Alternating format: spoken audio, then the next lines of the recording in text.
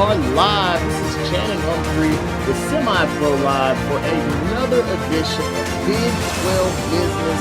And it's a special championship Heisman Trophy edition, man. So we thought of no better way than to start our show off with two of our most proud Heisman Trophy winners for the Big 12 League, man. Got my guy, man. He was on my show last night, man. He's on a whole media tour, you know. He get ready for when he get the real Heisman. So he got to go around and hit all the shows, man. If you want another show, man, we can on the screen. If I don't have the trophy laid out, man, we can get these kids some shine. We got Javon Stanback, and then we got Dub G3. We still ain't got them t-shirts yet. We're gonna have the t-shirts. Dub G3, man, the one and only champion and Heisman Trophy winner on the 10U level, man, was able to complete the job. A proud moment for, look at his father over on the side. We can switch angles like that, man. His cheeks gonna get tired, man. Yes, man. So without further ado, man, let's go ahead and get to the business. Big 12 business. We're going to start off this episode with an interview with some of our Heisman Trophy candidates. And usually I would be like, let's be non-biased. We're going to start off with Javon. But I actually started off an interview with him yesterday. So we'll let Dub G3 take the first interview today, man. So you've been after this Heisman Trophy and this league championship for a while now, man. Since Flag, you've been after this championship. And it was a long way, an anticipated journey. You finally climbed the mountaintop, man. So just let the folks at home, how does it feel now that you've gotten that league championship and Heisman Trophy that you've been after for so long? Feels good. All the things I've done all these past years were worth it. All the hard work this summer, training with my teammates, everything we did, the training, the practices in the cold, the practices in the hot 100-degree heat. So everything paid off, and now it's worth it. Now, your journey was a little bit difficult. Not only, it wasn't necessarily, every Heisman Trophy journey is difficult. Yours was more difficult because of the anticipation. People knew what you were coming for. They knew what the goal was. And pretty much every team in that 10U division, over getting to nationals, their goal was to stop you from getting there. So how were you able to process that aggression towards you and still turn in these performances week after week that culminated in that Heisman Trophy win? Well, I know they want to stop me, but at some point in time, you just got to put in your head that they can't. And then I'll just go back at him. And then I say every team has a breaking point. At one point in time, they can't stop me. So then after that, I just take over. Look at proud. That's proud father ball right What was there. that score? What was it? 54-0. 54-0 on the nationally ranked Oklahoma Impact program as well, man. So tell us, man, you're one of those athletes has the rare background that you've been able to play in some other leagues. Mm-hmm. So last year you were able to win the North over in Texas Sports. Mm-hmm. I believe you came in second place for the Heisman. So you had a premium Texas sports experience, and then you were able to come over here to the Big 12. You had a premium Big 12 experience. So how'd you enjoy this league this year? It was good. I had better people around me, better influences. It was a good season. But what made it different this year was last year a lot of people left our team. We only had like 4 people left from last year. And that made it a huge difference for us to come all together with Coach Paco and Everman. And we were training since day one to get that championship. Well, man, I'm going to bring in the father at this point. So, I mean, you're supposed to be my co-host, but I got to ask you. I didn't realize that your whole team was recycled, basically. Yes, it was. So, and that was one of the things I think earlier on Tide Talk that we don't really talk about because you just let things happen. But last year we had a division, where we only ended up with 4 boys returning out of a 28-team national squad. And so God bless us. But once again, like I tell folks, if you do things right and the brand is strong, Tide brand is strong. And so it attracts talent, just like the University of Alabama. So my boys say, my boys say, Paco say something that I love. He say, you know, you lose one and gain two, you lose one and gain three, and that was kind of how God blessed this team. And one of the things that they just had to do, that was that loss that we took to the Cardinals, was those new kids had never played football on an intense level before like that. They didn't come out of Texas sports where you're used to that in Texas sports, that aggression, that intensity, that ferocity. It wasn't like that. So that was the first time they went. That's why I was telling Brett and them and Doyle and them, y'all got the intensity to go again. Because y'all people bring it. And so they have the ability to do that. But that was one of the things I was most proud. I told my coaching staff, I said, this is going to be one of the toughest coaching jobs that we do, because we have our quarterback flying in from New Mexico, running backs flying in from New Orleans, quarterbacks flying in from New Orleans. We got deans coming in from Abilene and Midland to be a part of this Crimson Tide elite team, and trying to have all that come together and mix with kids that had never played, and we was able to get it together and get it in time where we had one loss. And I feel like after that, they understood, and we showed them that you just can't show up and think just because you're Crimson Tide, you're going to win. You're going to have to play, because these people want your neck. They've been watching you. They're looking for you, just like you said. That's their goal, was to beat Tide and take our national rankings and take what we have built. And after that, like I said, playoffs 42-6, 38-6, 54-0, 54-0. That's the dominance that we put out here with Tide. We had 3 teams go into the Star, and 3 teams came out Big 12 champions, 6, 10, and that mighty 12 that we got that's still undefeated. So I'm proud. Well, just to switch gears before we swing over to my guy Stan back over here. So my last question is, you had a lot of success this year. It ended in trophies, ended in the Heisman Trophy win. So what lessons did you learn from your one loss this year? You guys were rolling, number 6 team in the country. You guys were number 6 on the battle rankings and had no plans on actually attending battle. Like, you guys were rolling. So how were you guys able to take lessons from that game and keep moving forward to get this league championship? I want to start with William. Well, people were already keying in on us. They were already watching our games from the start before we even played them. And we were playing for them too. But we just underestimated them, and we thought it was just going to be easy. And we looked at their size and stuff, but football's all played about heart, and they just wanted it more than us that game. So what lessons were you able to take from that loss, and how did you apply that to going forward? Every game you gotta try your hardest. You can't take no breaks off, because you might think that team is trash, pop you right in the mouth. So you gotta come with every game. All right, man. Hey, earn some respect. Shout out to the Cardinals. Cardinals, yes. Well, hey, man, let's swing over to the coach, man. I'm Yes. going to ask you that same question as a coach. What lessons did you learn from that loss, and how did you apply that to your coaching going forward? I think that was one that where you can try to tell your kids something. You know how mama tell you that stove is hot. Yeah. But until sometimes you get some kids, they just got to touch it for themselves and see that it's hot.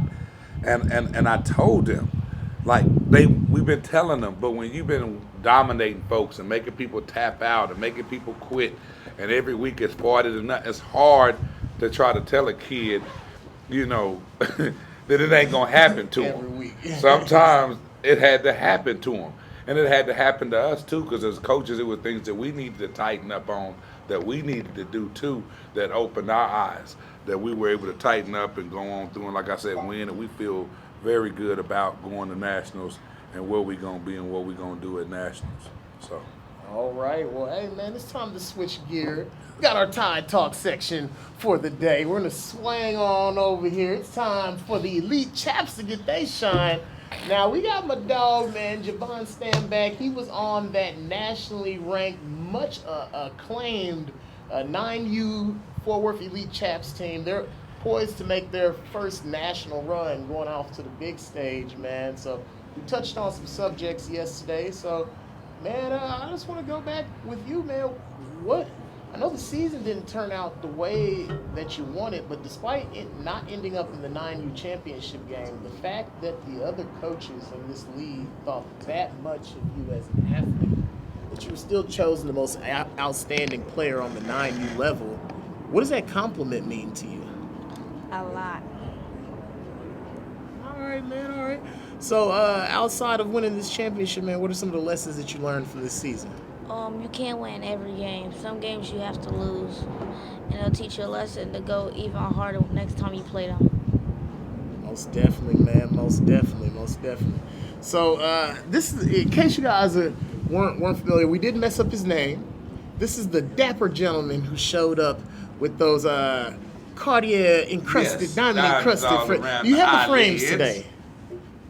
You have. Come on, man. What are you trying to? You won the championship now. You have to wear the frames forever. This is part of your face now, man. What are you doing? There you go. There we go. They ain't recognize who you was. They didn't know who he was talking to, man. We got the man with the bling. You see, Dad got him right. He knew it was the second interview this time, so he made sure he brought the gold. We was in downtown Dallas. He couldn't bust out all the gold for that, you know. We was in downtown Dallas. You never know.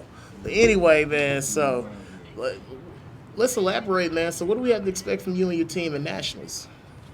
They'll come out and play hard, and they'll win the Nationals. All right, so your season ended a little bit earlier. You went back into the lab. You got any special training, anything you've been doing to try and increase your performance before you get on that national stage? To work out more than I normally do. Do you train with Tim Jones independently outside of football, or you? No, just at home in the garage. What kind of stuff you do with your dad to train? Curls, and medicine balls. So, what age did your father get you involved in football?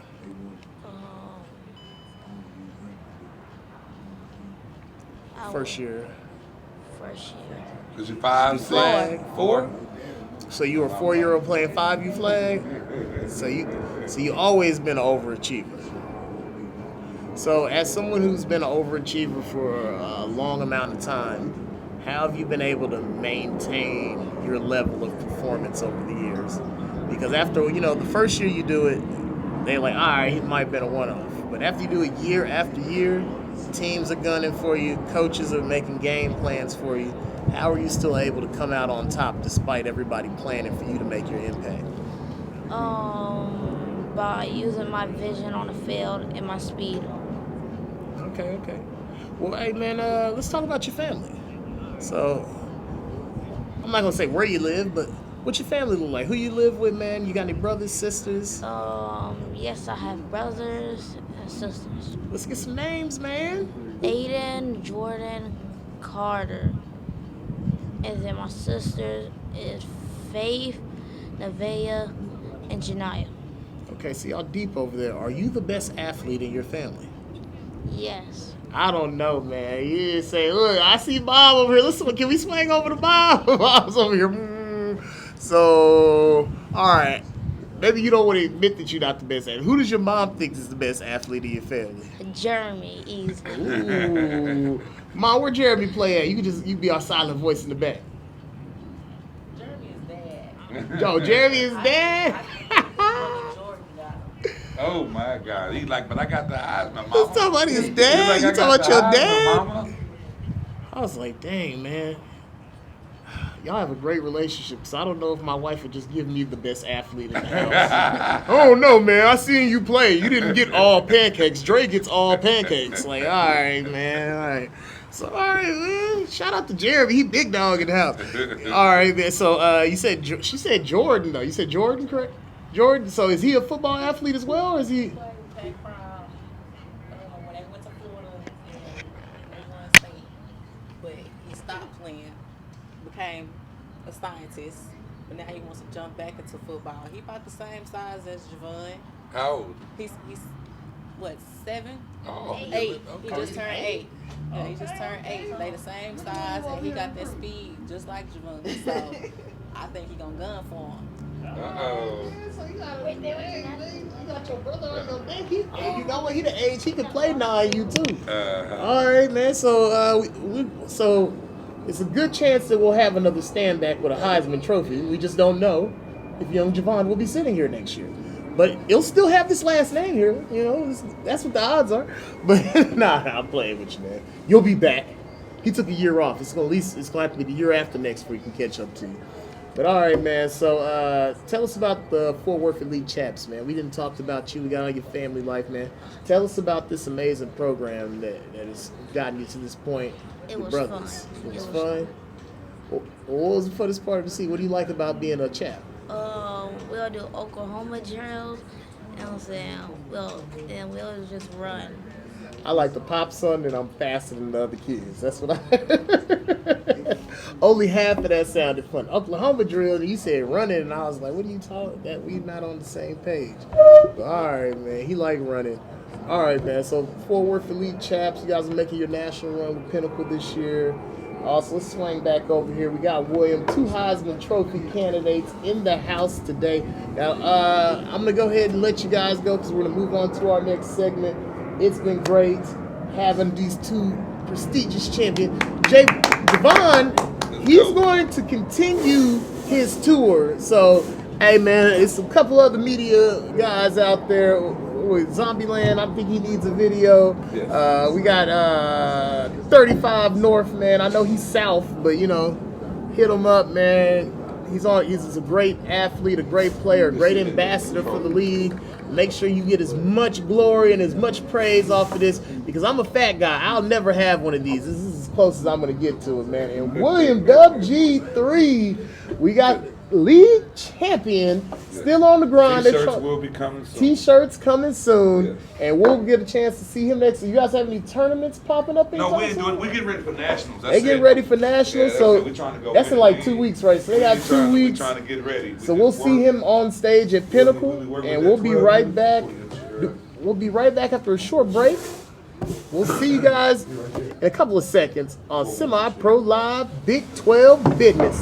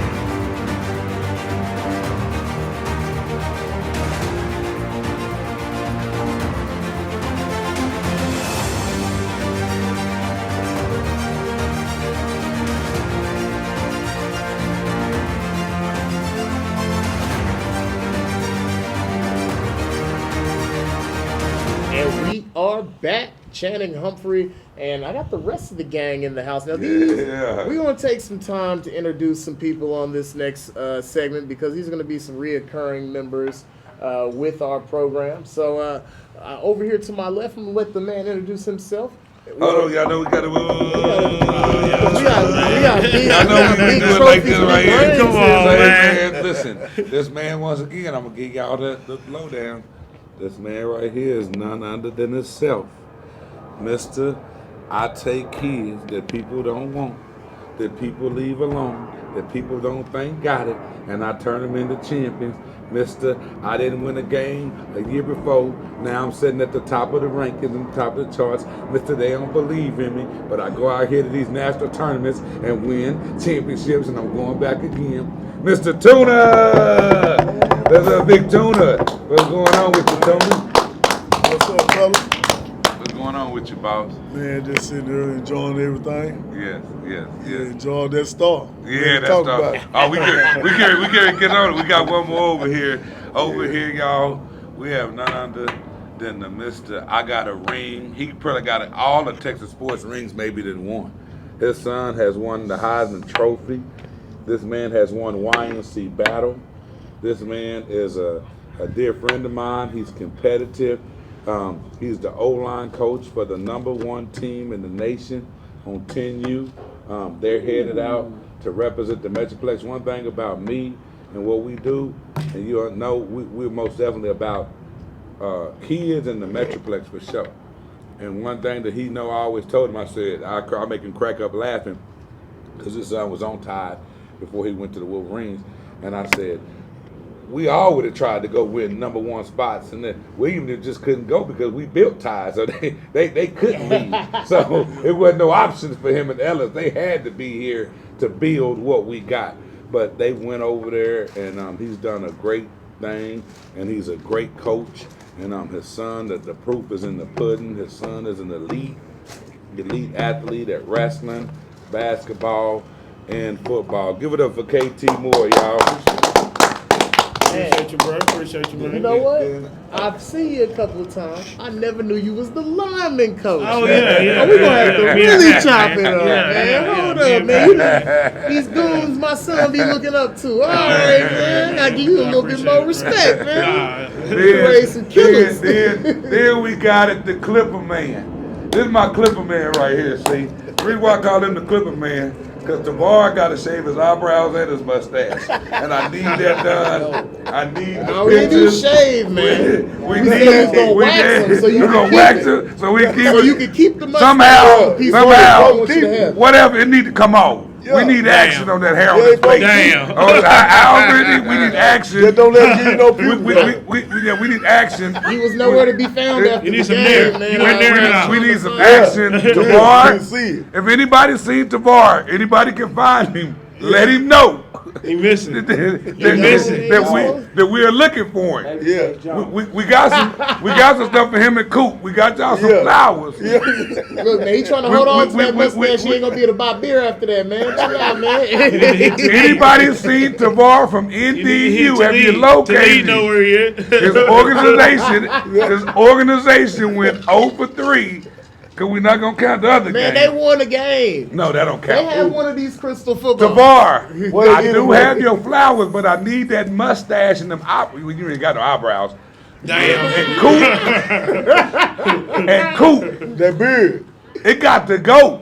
I told you, y'all didn't want to bet money. We could have made it easy. I told you we could bet money, and y'all went to betting eyebrows and They will. mustaches and beards and hairs. I told you. He didn't bet them braids. He didn't bet them They braids. got a lot He of- almost said they bet them They was braids. too tight. I They think we come glued back. on. You know what I'm saying? He You was know like what that Simpson girl? half baked. What was that girl that girl had that situation where they glued up? Yeah, they glued that. I think his brain is glued on. In their defense, I think they glued on. they have a lot of hair from in their age. All right? But hold on. No, Listen, I'm 52. listen, my 12U I coach. should go. I'm 52, so I know they younger than me. My 12U coach is here. The trophy's here. We need some mustaches. It's my bride. Boy, y'all retarded. Here. Ears is here. Y'all crazy. I told Coop that wasn't going to happen. I told it wasn't no way. Yeah. We don't cuss on our show because it's a clean kid show. Yeah. I told you. Yeah. You never have a chance in beating out 12U. I told you they was the true number one. I told you they was gonna be the last undefeated man standing in the starting the building. So we did. We get this to you and Coop. Here, these y'all. Why you I can mail it to you. You gonna mail him? Ears. Hold on. Ears is right here. Hold on. Yeah. Ears. Mail We it got to the him. man himself, the 12U coach, the Clipper coach, the one that helped me win.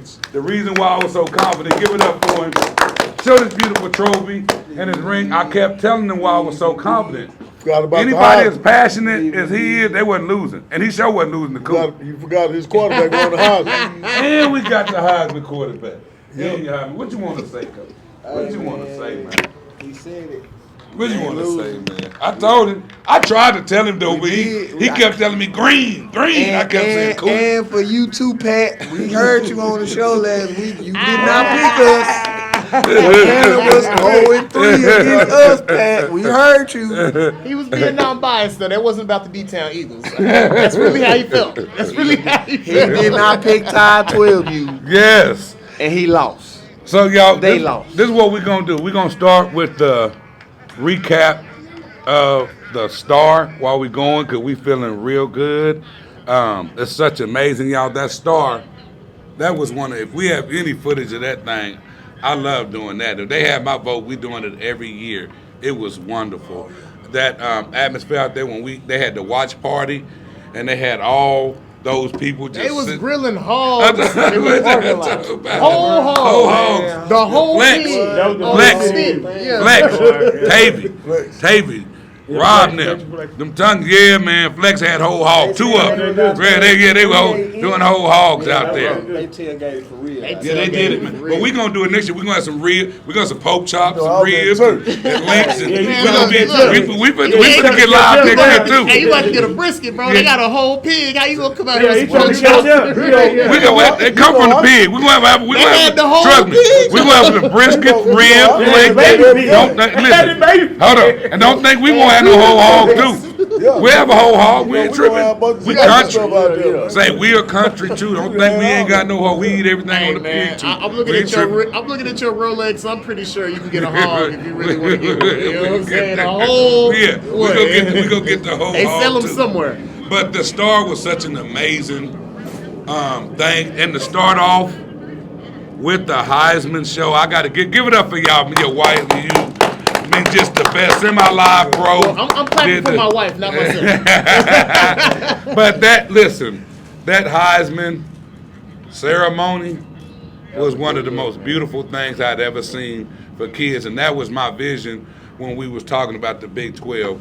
We wanted these kids to fight like hell to get to the star and to win these awards. And then when they did, we wanted to be able to put it in an atmosphere that's conducive and shows that pageantry and the light. And y'all did a heck of a job, man. Those kids I couldn't imagine being in a ceremony like that and get to come up on stage and, you know, they're showing the highlights and their grandmothers and grandfathers and aunties and uncles and everybody's there to support them. I mean, that right there, we're going to be doing that every year because that was huge. The kids were clean. I think for me, the one that was the cleanest, I ain't going to lie, the one from the D-Town Eagles, the quarterback. Yeah. I think Cam. Oh, you smell with the reflective suit? I don't know, it was like blue and yellow and gold and yeah, yellow. And I think Cam. that joker was. So I said I got to go back and get William a new suit. I just put William in the jacket. We just went on down to the pants and matched it too. 'Cause he was matching his vest.